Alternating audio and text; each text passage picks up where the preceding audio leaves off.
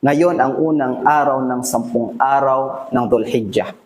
Napakahalaga para sa mga taong mananampalataya kay Allah Subhanahu wa Ta'ala. Nabanggit ng ating mga ulama na kung saan paramihin natin ang ating mga ibada sa mga araw na ito. Dahil ang mga gawain na mga ibada sa mga araw na ito o sa 10 araw ng Dhul-Hijjah ay kalugod-lugod at kamahal-mahal kay Allah Subhanahu wa Ta'ala. Paramihin natin ang pag-alala kay Allah Subhanahu wa Ta'ala sa paraang mula sa pag-aayuno, mula sa pagtatasbih, mula sa pagbabasa ng banal na Quran, paramihin ang pagsadaqah. Ito lahat ay mga gawain na ibada para kay Allah Subhanahu wa Ta'ala. Paramihin natin ito sa unang 10 araw ng Dhul-Hijjah. Dahil wala nang makakahigit pa sa mga taong gumagawa ng mga ibada sa unang 10 ng araw ng Dhul-Hijjah. Nabanggit sa hadith ni Propeta Muhammad sallallahu alaihi wasallam galing kay Abi Dawud.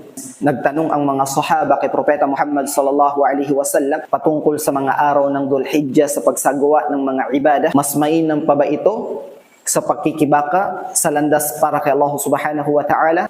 Oo, maliban na lang sa mga taong nag-jihad na namatay sa landas ng Allah Subhanahu wa Ta'ala.